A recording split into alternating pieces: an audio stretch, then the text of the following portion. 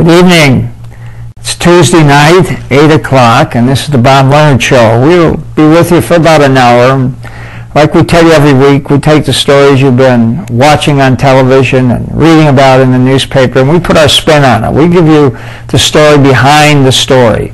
And this is something that the mainstream press doesn't have the space for or the time on their television shows to do. So you have to, if you want to know what's going on, you got to watch this program. And like we tell you every week, if you miss tonight's program, the program is repeated tomorrow night, Wednesday night at 11 to 12, and sometimes that's a little late for some people. And if it is, you can watch it also if you have a computer on flinttalk.com. Just punch in flinttalk.com. The programs come up and they go back around 8-10 weeks, and you just pick the one out you want to see, punch it in, and it starts from the beginning and runs the whole hour for you. Now, we have a number of things we want to talk about tonight. One of the things that we were going to discuss, but we're going to wait till next week now, and that is we want to review Tuesday's election in the city of Flint, the mayor's race and the mayor's race in the city of Burton.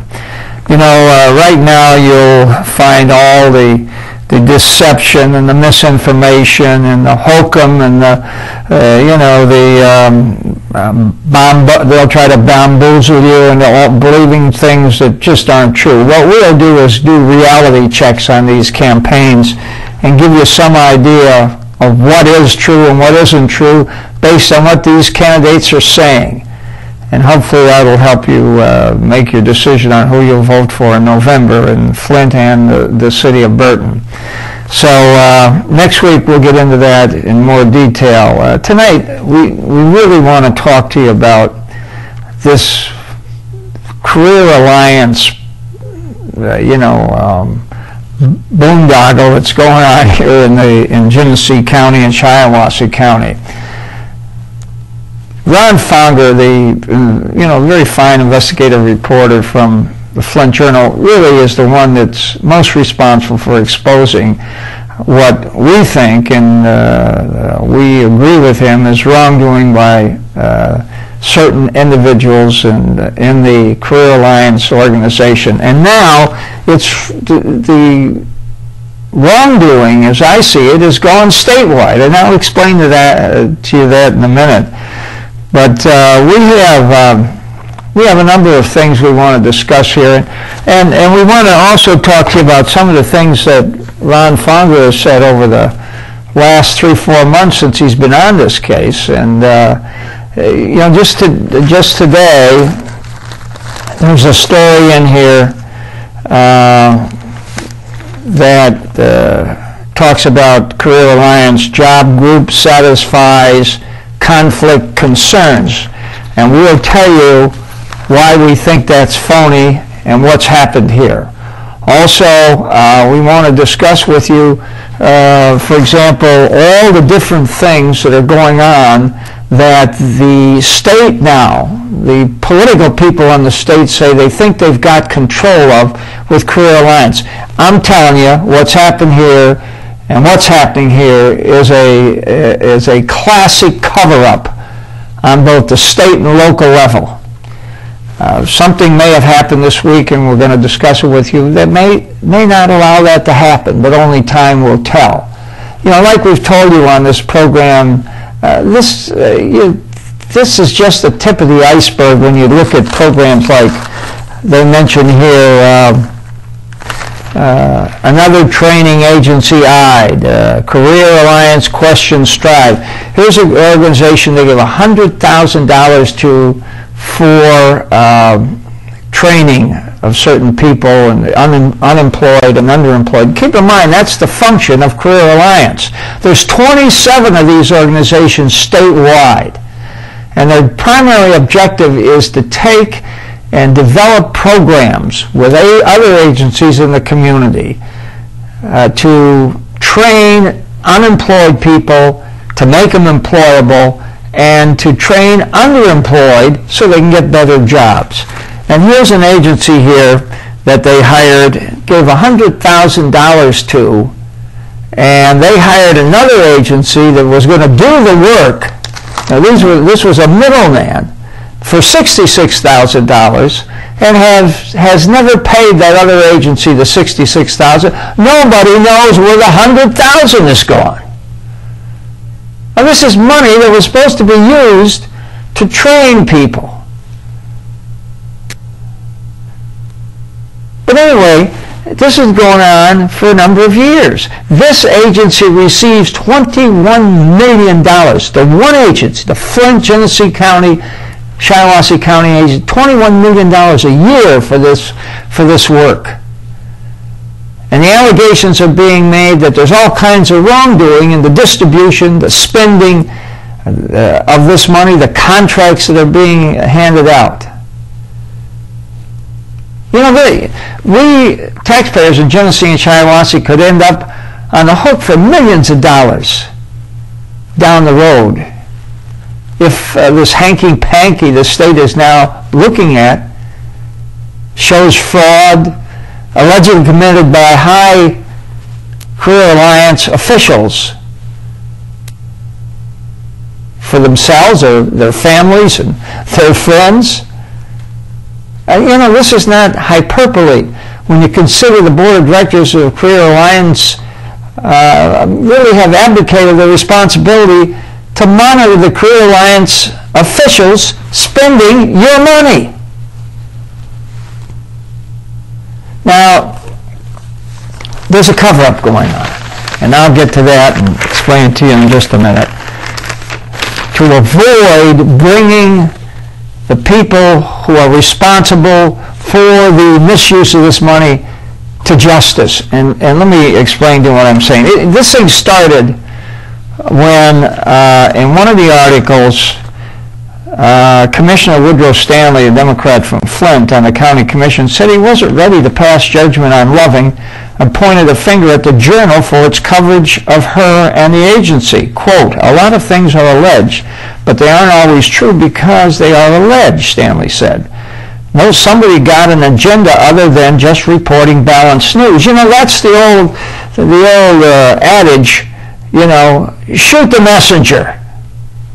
Never mind discussing or considering his message, but shoot him because he's creating problems. Now, let me tell you what, see, this is the first indication, the first start of the cover-up when Stanley, who is very well liked on a state level, makes these comments. After all the evidence that was produced by Fonger in the Flint Journal on this thing, he makes a statement like that. There's something behind this. And let me give you some ideas of what I'm thinking here. You know, for years since Stanley became mayor of Flint around 1993, and continuing on since he was elected to the county commission, he has been known by the hangers-on as the godfather of bureaucratic feather-bedding for local government jobs.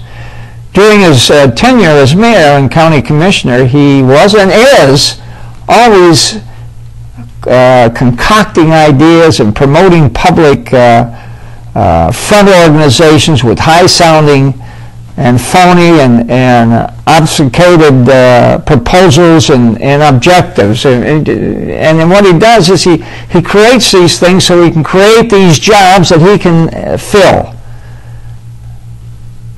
Now, Career Alliance is one of these things, but you know, that one, they're not all bad ideas. This was a good idea, but the execution, as Fonger's investigation has disclosed, has been bad. Pam Loving, who is executive director of the organization, has always been one of Stanley's protege. When that position for executive director for Career Alliance opened up a number of years back, Stanley went to work to get Loving the job. And obviously he succeeded. Now she's been let go because of certain alleged wrongdoing, poor control, poor execution.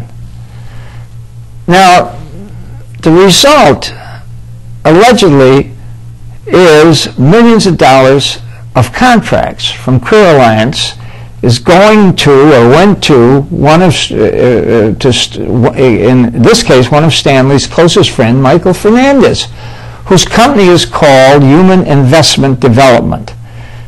We have learned that the state investigation has focused on these contracts because of the players involved, Fernandez and Stanley. The state investigation is focusing on the complaint that these jobs that are being created, there is no retention of these trainees. The reports are exaggerated and even falsified as to how successful they are in retaining jobs for these trainees. Now, the state believes there's a cover-up. And this is what's going on here. And then there's also, they're looking at an inquiry into possible, even secret laundering of these public monies from Career Alliance to Human Investment for alleged payoffs and kickbacks. That's what they're looking at. They were looking at it anyway. You know, Stanley's blind support against the obvious, it seems to me,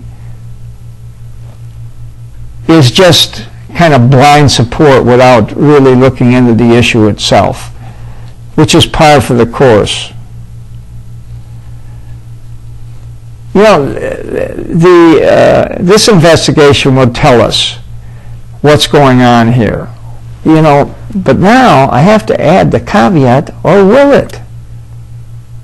The caveat is needed because of what this program has just learned about Career Alliance wrongdoing. If what we're hearing from some very good sources, there is a cover-up in the making that goes to the highest echelons of state government and the Democratic Party.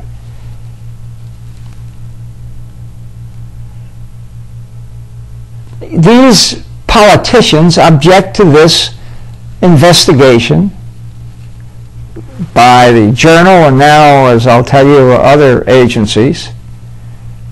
They want to put the investigation to bed without any penalty to the numerous wrongdoers from Career Alliance,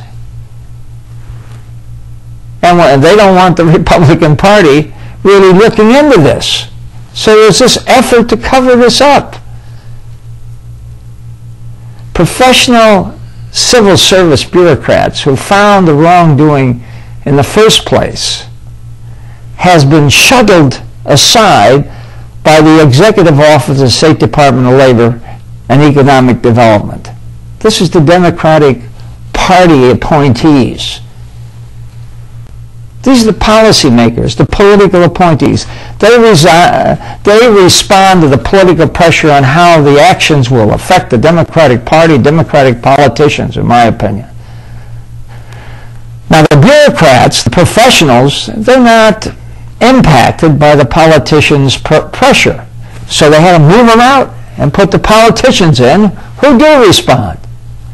These monitors, these professional bureaucrats, they monitor compliance with the laws. That's what they're doing. And that's what all these violations they found. Now, here they are in today's paper saying, job group satisfies conflicts. Let me tell you, as we get into this, I'll explain that a little more to you. But the fact of the matter is, to suggest that, after all that's come out over the last 3 months, is an outrage. Keep in mind,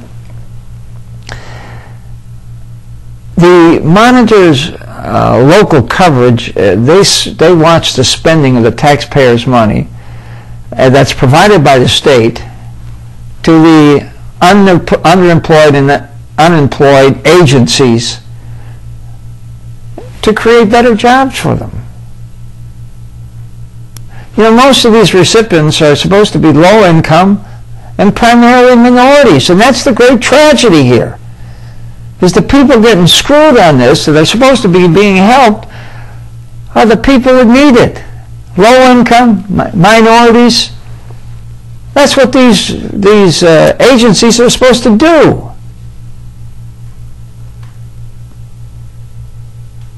You know, we've been telling you now for weeks, the person who most suffers by any wrongdoing by this agency are the people that need the support and need the helping hand. And of course, you gotta protect the taxpayers' money, which in this case obviously is being ripped off. Now here's the first step taken by the politicians when they took over the handling of the matter from the state monitors, the professional bureaucrats, was to begin the cover-up. They claim they were fixing all the problems.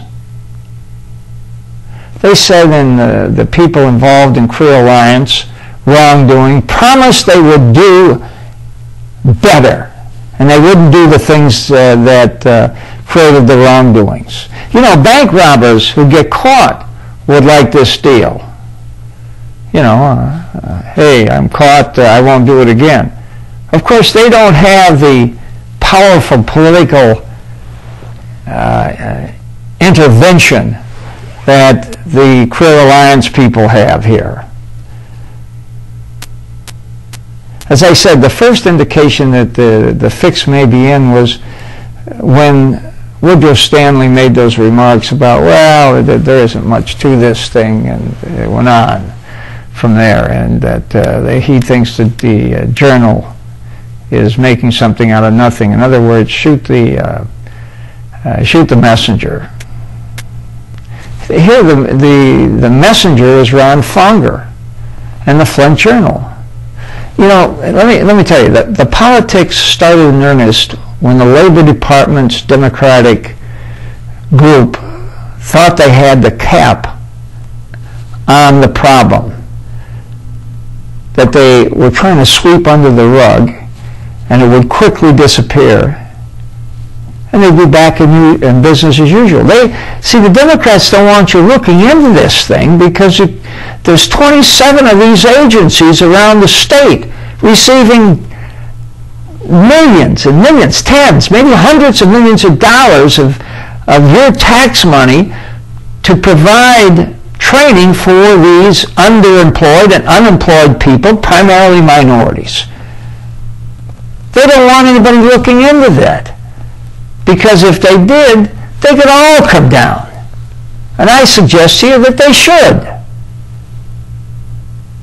But here they thought it was all under control, and they make this statement in today's paper, job group satisfied conflict concerns. Well, let's look at that. There's a fly in the ointment here. It turned out to be one of their own. County Board Chairman Archie Bailey wasn't going to buy into the deal. Keep in mind, the County Board appoints a large number of these members of the Board of Directors that's supposed to run Career Alliance.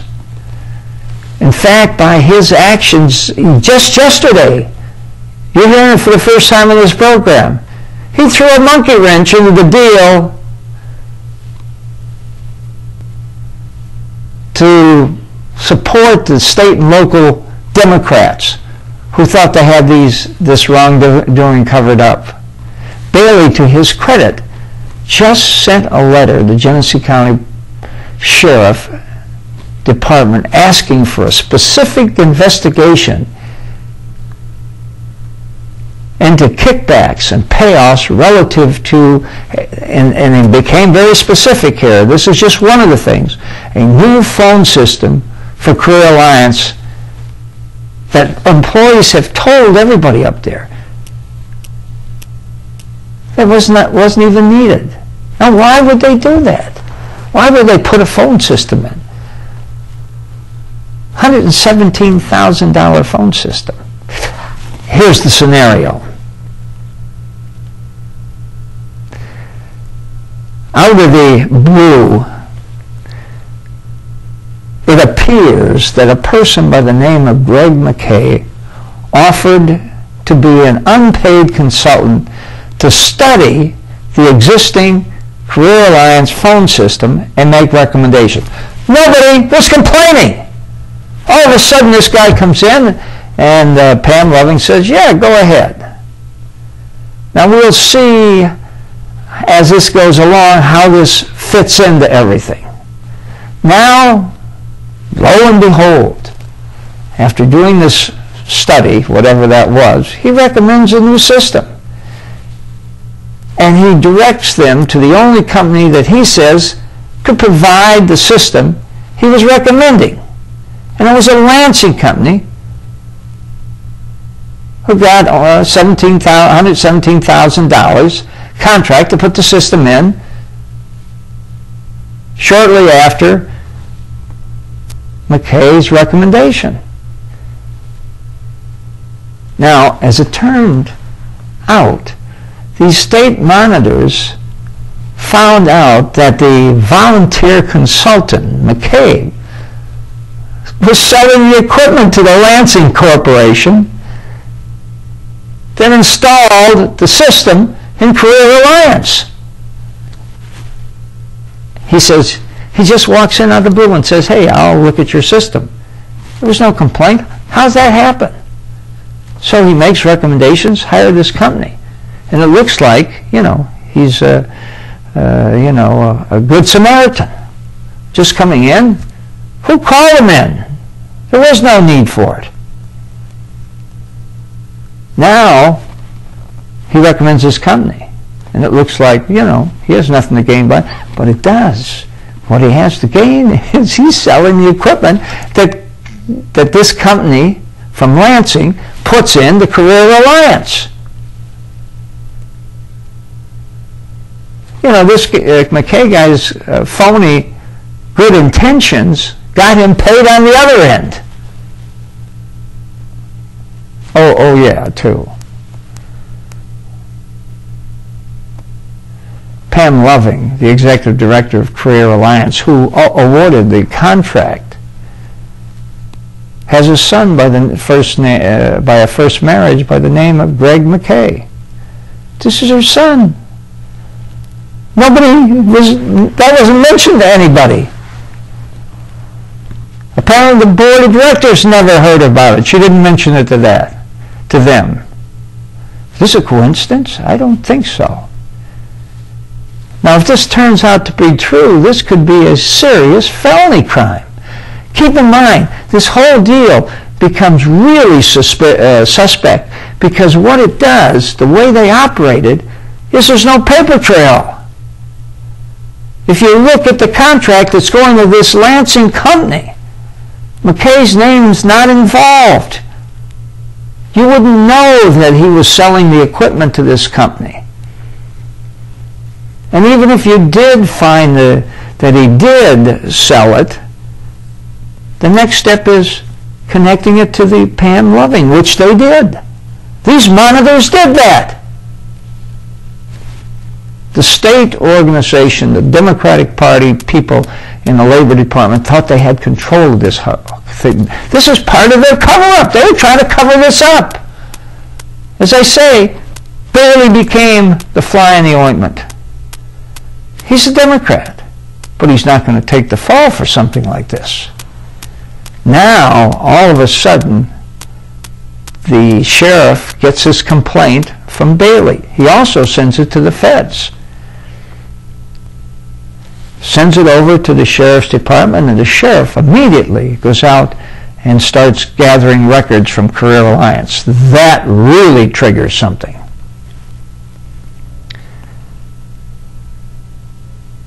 And this is why they took the monitors off the case, because they wanted to pursue the thing. And this is why the politicians took over. And they're looking at, one of the parties that may be involved in this case is the board chairman, Mike Zilli, who signed the checks to pay this Lansing company.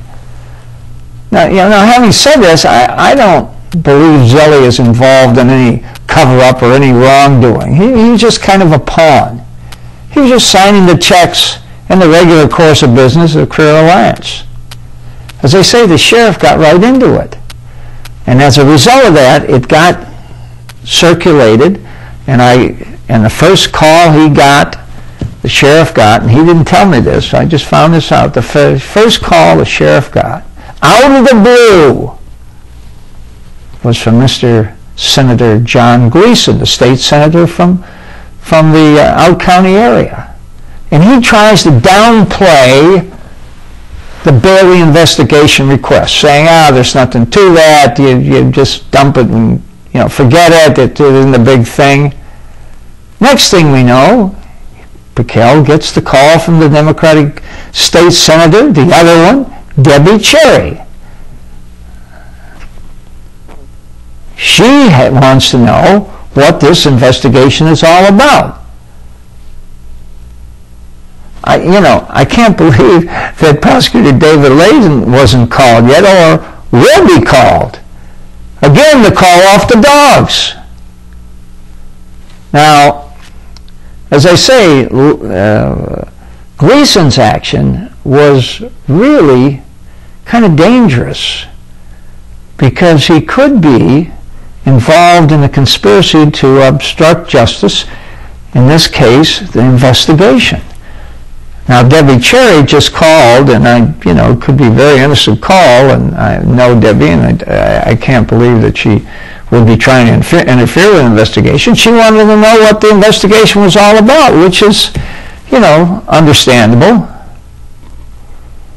Now, I'm told that the number 2 guy in the Labor Department, from the State Labor Department, who thought he had a cap on all this to get rid of all this investigation, was a fellow by the name of Andy Levin.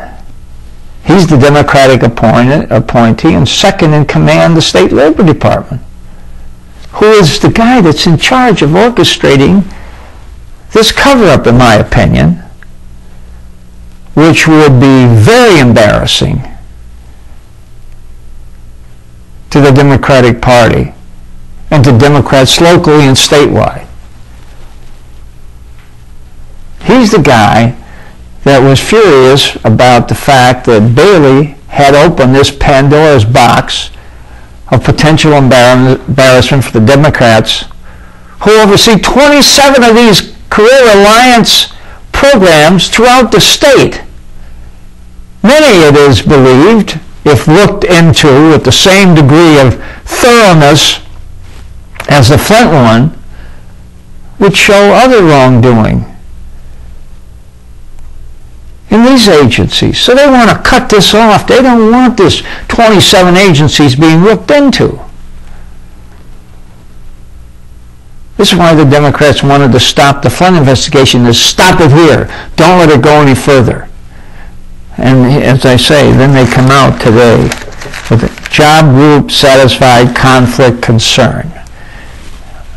I mean, how can they just ignore these things? They don't want a criminal investigation.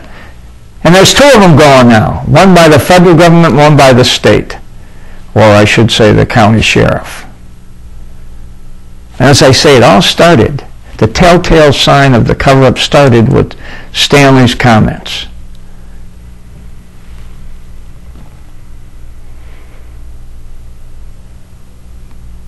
What we have here is that this interference could easily be considered a conspiracy to obstruct justice, as I said, a conspiracy to cheat and defraud the public by false pretenses. The $117,000, the $100,000, all this money is being ripped off. Now, I think what you need here is somebody to come in here and investigate this agency and maybe the other agencies in the state who has no real axe to grind. I think that, the Attorney General, Cox, should be asked to come in. He's a Republican, but I think on the whole he doesn't play politics with it. I'm reminded of the investigation he did on Art Bush. He cleared him when everybody wanted to put him down because it was the right thing to do. And I think if you had him come in here, ask for a one-man grand jury, he could have this thing pretty much under control as to what went on there within a month's time. One-man grand jury calls witnesses, subpoenas witnesses, come before a judge. The prosecutor in this case would be the Attorney General's office and investigate this thing. I mean, we're dealing with millions of dollars of taxpayers' money being misused. People stealing it. And the board of directors who's supposed to be handling this thing apparently is asleep at the switch. Yeah, and you know, see, here's the thing. We got 27 of these agencies around the state. Some of them in Republican areas where a large group of the people are not Democrats or Republicans. So there's some feeling from one of the legislators that we've talked to, who I have a great deal of confidence in, said he doesn't think the Republicans want an investigation into this thing because their people are all on boards that are making similar mistakes. Keep in mind, the present board in the Genesee County has a Chamber of Commerce people, has a labor people, it has all kinds of big manufacturers, big contractors. The power structure on these boards. They don't want any investigation because it make them look bad. This is true in all the 27 agencies. All have these highfalutin boards of people who control the community. The power structure. And who's getting screwed in this whole deal? The taxpayers and these poor people who need job training to get better jobs. And this is going on. Where is it going to stop? Now watch Fonger. He has another article coming out tomorrow. And we'll be proceeding on this. And as I say, he deserves all the credit. He's the one that exposed it. And I think he'll continue to expose it. And I think you're going to see that this criminal investigation may be the handwriting on the wall. In other words, something may come of this. This is what the powerful political people, the Democrats, and now apparently even the Republicans, dreaded. They wanted the lid on it. It's off. Now we'll see how much political pressure can be put on Sheriff Bacall, and they've already started. And he apparently has ignored it and went after the records to consider Archie Bailey's request for the investigation. We're going to stay on top of it. We'll tell you what's going on. But this is serious. This is a major investigation and a major effort to cover this thing up. And it's from the highest echelon of state government and local government. Stay tuned. There'll be a lot more. I want to go into a program now with a friend of mine, Willie Nolan, who was involved with us and was really instrumental in holding the lid on Flint back in '67 during the disturbance. And I want to sit down with him because I noticed there's an article in the paper about 3 weeks ago on this, and didn't even mention Willie Nolan, whom I think was the key guy in this whole keeping Flint from burning down. He was the key. It wasn't the police. It wasn't anybody else. He was the guy. He controlled the group, not because he controlled them, but because they believed in him. We believed in him, and as a result, we succeeded. I want to talk to him about that. I noticed in yesterday's paper there was a story about the public housing law that was ultimately passed. And I want to discuss that. Willie mentions that he wasn't necessarily closely involved in that. That was more like Woody Etherly, who was a friend of both of ours, and we couldn't find Woody, and I'm sure he would have added to the program, but we'll discuss that also. So give us a few minutes to get set up, and we'll be back on with you. Good evening again. This is the second half of our Tuesday night program. As I mentioned to you, we want to discuss the disturbance that occurred in 1967. You know, most of the people that were involved in that, most of them are dead now. So to be able to discuss it with somebody that I have great affection and admiration for, that was there, that was participated in there, and was the key person in solving the problem, no matter what anybody tells you. I'm telling you that because I was there too. I think it's important to those generations, the younger ones, the little older ones that heard about it and really didn't know what it was all about. And just this week there was an article in the paper on the front page of the journal saying, "Rally to Recall Fair Housing Fight of '67." This was all part of that disturbance that started in '67, caused by truly riots in Detroit. We never really had riots here to speak of. We had a disturbance that we got control of, and the guy that did more for that is the fellow sitting next to me, who's an old friend of mine, Willie Nolden, who was kind of head of the Brougham Club. The Brougham Club was an organization in the North End of young guys. At that time, Willie was one of the young guys. And they were, the police zeroed in on them as the ones that were causing all the trouble, which turned out to be absolutely false. But let me introduce you to Willie. Willie finished, retired from the Buick, was it? No, AC. AC. Right. And has a great family. His daughter's a teacher. Not my son. Son is a teacher. I have no daughters. I got 3 sons. Yeah, and he's done very well, and I have great admiration for him. But what I'm really saying to you is the people of Flint and Genesee County really owe it to this guy and some of the guys that he worked with in trying to put a lid on the trouble that was ready to start in Flint that didn't. Unlike Detroit, 25, 30 people were killed in Detroit during this time.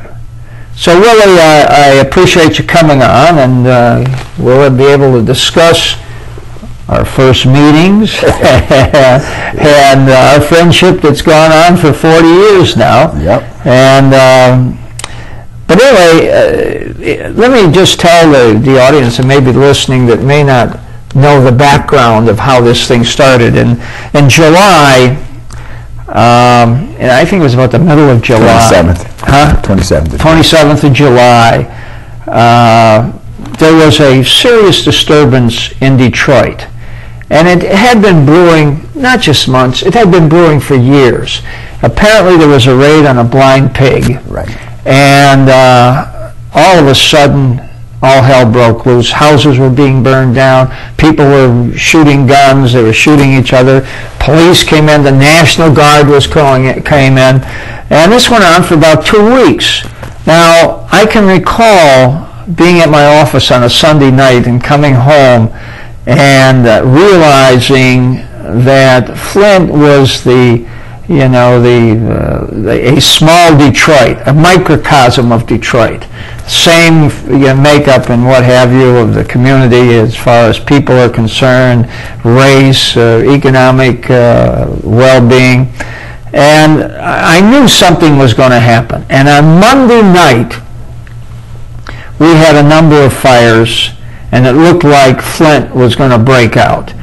And as a result, the police were called in, and the first thing that really happened was, besides the fire, there was 101 young men arrested. And these were young guys standing around watching fires that they really didn't start, but they were watching it, and they were scooped up by the police, put in jail on suspicion of committing arson, a felony.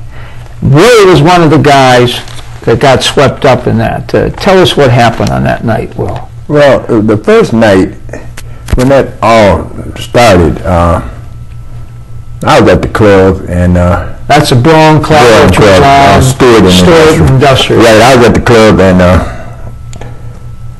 somebody said they riding down in Detroit. We didn't have a television in the place at the time, and somebody came by there and said they riding in Detroit, and some of the young folks said, let's go downtown and loot.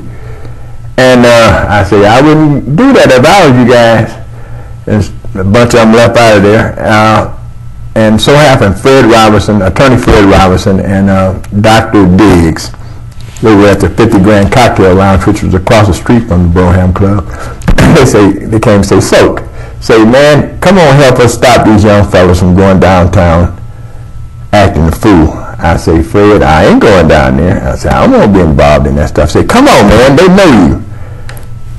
Dr. Diggs said, you know they know you, so come on. So with myself, with Fred Robinson, Dr. Diggs, Clarence Jarrett, John Coleman, and a few of the other members at that was there at the club, went around, and we tried to turn these young fellas around. We got them down, I think it was downtown by the Flint, the Coney Island, right there. And at the time, we seen policemen up on the buildings downtown. And we knew at the time they had a police officer by the name of Boudreaux who was known to shoot a machine gun. And I knew this, and so I tried to get all the young fellas. I said, go home, go home. I pushed as many of them as I could, tell them to get them to go back toward the north end. And that was kind of what we did all night long. We was just pushing the young fellas back to the north end, keeping them away from the violence. I mean, from downtown, making sure that they wouldn't nobody get hurt, because these kids was messing with people who wanted to kill them. And they didn't even realize that they was young, energetic, and had heart, and didn't care. So the next day, Reverend Robs, John Hightower, Maso Jarrett, who was a police officer at the time. And he was about the only one that was black on the police department. Richard was. Richard had just came back. Richard, okay. So you had two guys out of 350 cops who were black. Right. And a few of the other leaders, ministers and what have you was there. John Mack, a few of the other leaders from the NAACP was down at our club. They were trying to discuss with these young fellas to just be cool, things was going to be taken care of. Is this the same night? This is the very next day. This is the next day.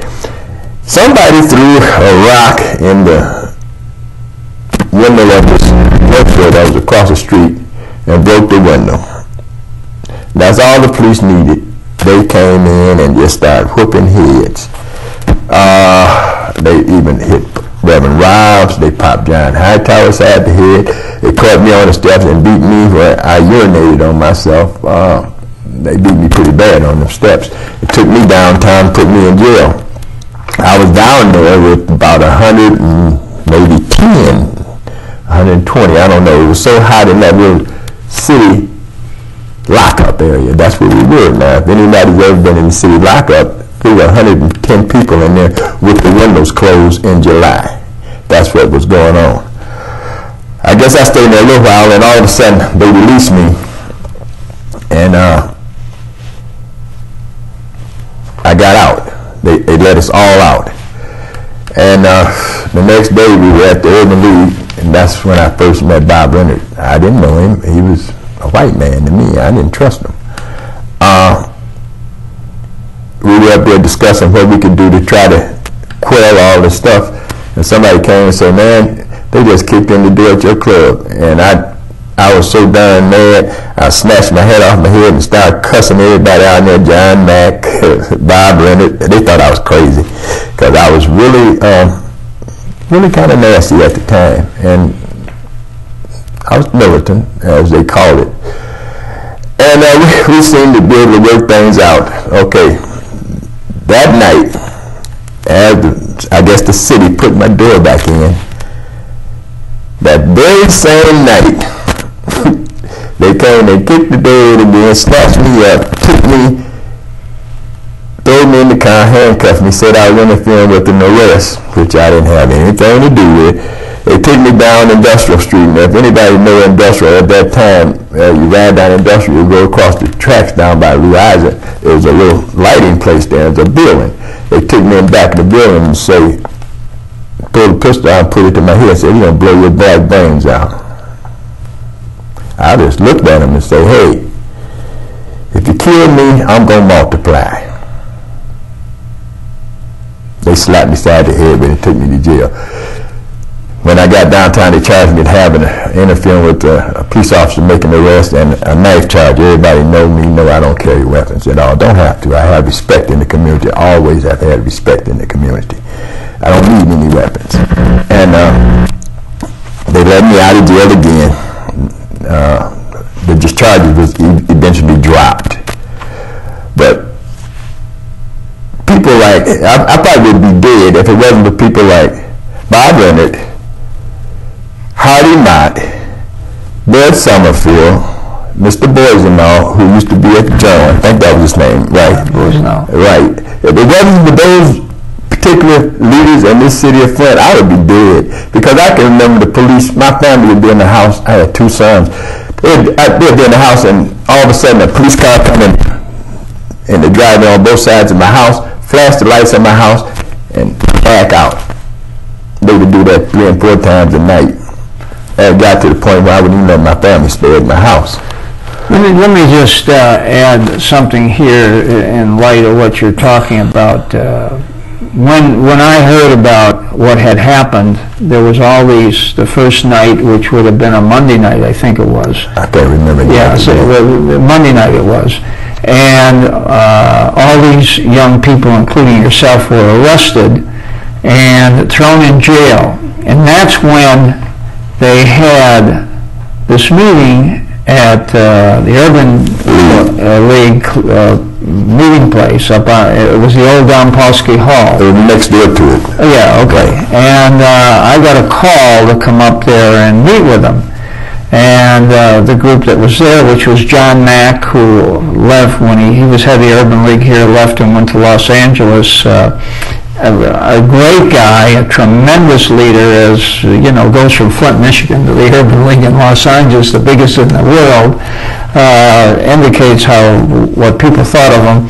And he was there, Reverend Robs was there, my dear friend Reverend Robs, and a number of other ministers, and Jim Rutherford, who was chief of police at the time, Charlie Forrest was there, who was city attorney. And they started to talk to me, and were putting a lot of pressure about the guys that were still in jail, and they wanted me to let them out. And I said, "You guys must be crazy. I'm not going to let these people who are charged with arson." So the more we talked, the more I realized that probably these guys that were arrested for these felony charges weren't guilty of anything. It was like a carnival atmosphere with buildings burning and what have you. And as it turned out, I might say here parenthetically that it turned out later in the studies that were done a year or 2 later that the people burning the buildings, a lot of them were people who owned the damn buildings, who burned them down for the insurance because it was a good time to do it because these young kids would get blamed for it. And the study proved that, you know. But anyway, so I said, okay, I'll agree that maybe this is the best way. And the promise was made that these young people like yourself and others would go out in their cars with loudspeakers in the neighborhood to try to cool things.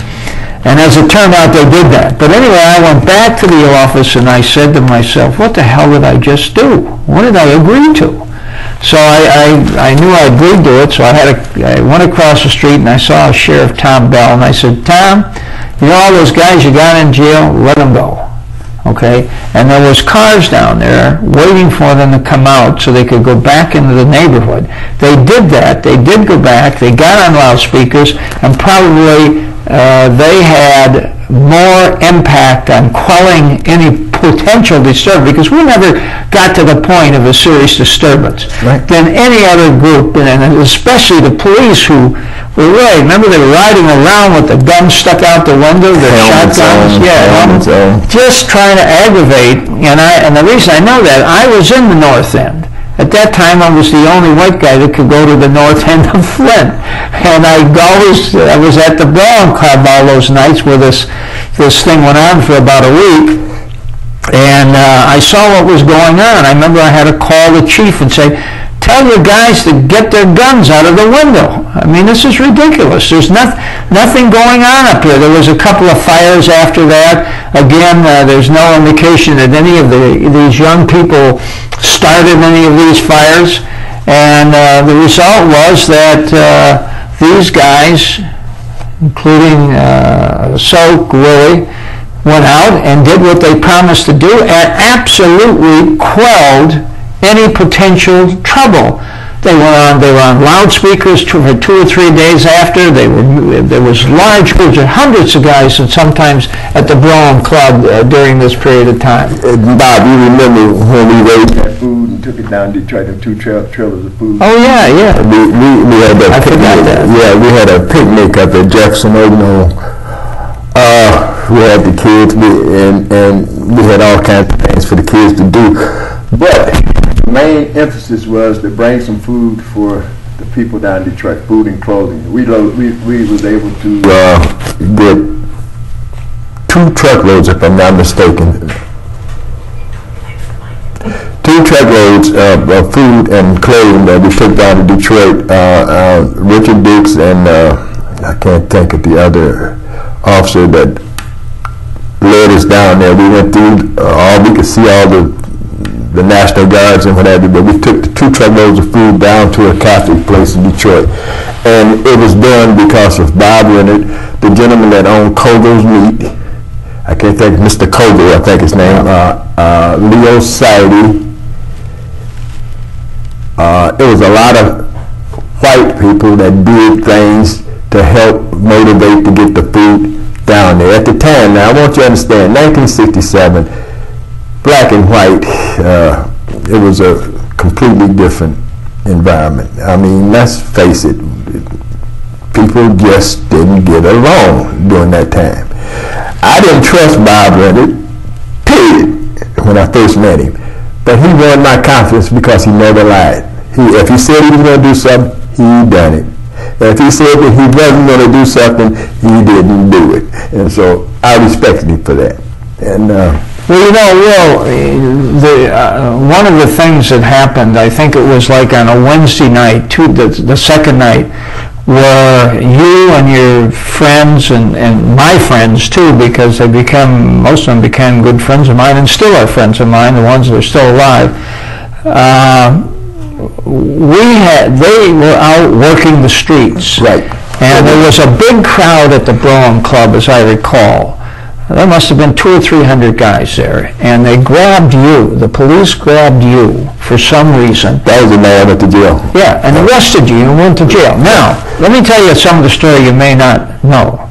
I was sitting in my office, and I spent 5 days in the office, either there or up at the Brown Club with you guys. And as this thing was coming together, and I found out that you had been arrested, and I said, that you know, everything's gone, and he's the key guy. I said, there's nothing to do. And I was sitting in the office, kind of consoling myself with 2 or 3 of my assistants that were there with us, and I get the call from Frank Kelly, and he says to me, "Hey, I'm in a helicopter over the city of Detroit, and the damn city's burning. The whole city's burning." I mean, that was an exaggeration, but the point he was making, there was fires, hundreds of fires all over. And he says, "I'm with the governor." And he says, "The governor wanted me to call Flint and find out what's going on in Flint." And I said, "Well, they didn't tell the governor everything was going great until they just arrested our key guy."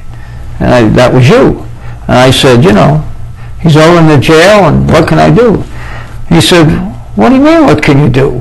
You've already left 102 out. What's one more?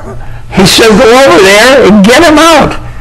And I said, I never thought of that. So I went over and I saw Jim Rutherford and I said, Jim, let's soak out. Jim said, thank God. Because he knew it was important to get you back on the streets. So I can always remember you coming out of that door. And there must have been 50, 75 people from the north end that were standing there waiting for you in that long hallway from that steel door that opens up from the jail. And I can still remember you seeing me at the other end saying, Mr. Leonard, I promise you I would work on this.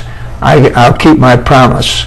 You went back out and we had no more trouble. Yeah. Yeah. And that's what happened in Flint, Michigan. And you were the key guy. This is something I just want to add because she was such a marvelous lady. I just got to mention this. Sybil Atwood was a Braham member.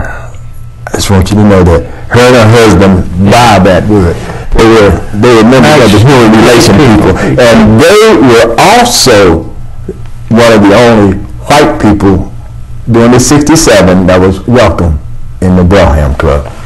Sybil Atwood, who just passed away, God rest her soul. Yeah, great person. But I'll tell you, those what people don't realize today, the younger people, they hear about the disturbance. And there wasn't really any disturbance. Not really. Nobody got shot. Nobody was killed. People were out buying guns in the Out County area because they thought there was going to be a big race riot. You see, that's what people were concerned about. And of course, the people at that time, the cops at that time, things have changed now. The police are a little different today. But in those days, they, I think, would have liked, and I know people say, oh, how do I know that? I think they would have liked the confrontation, you see. And they were disappointed because you and all the guys in the Brougham Club were keeping a lid on things, you see. Right. And as it turned out, when you keep a lid on it, it just went right down. Detroit continued to burn for another week and a half. Our situation, there was something like, 50, 75 fires the first night. There was 15 the second night. There was 10 or 5 the last, and then it was over. And as I said, it wasn't our kids that were doing the burning. They were out on the loudspeakers telling kids, don't do anything, you'll get arrested. And they were very successful. They made sense. And as a result, in my opinion, the people most responsible for saving Flint was you and the Brougham Club. And we owe you a lot. We owe you too, Bob, and also Rutherford. Yeah, Jim Rutherford. Jim, he kept him off of me. Yeah. He gave him orders to leave me alone, and for a long time, police did not even stop me. And Rutherford was constantly in the battle with the police to keep him under control, but he did. He finally got them under control, where we had no more confrontations, and the result is we had nothing while Detroit burned badly. I was going to discuss the open housing sit-in by the youngsters from Canaan Baptist and things like that.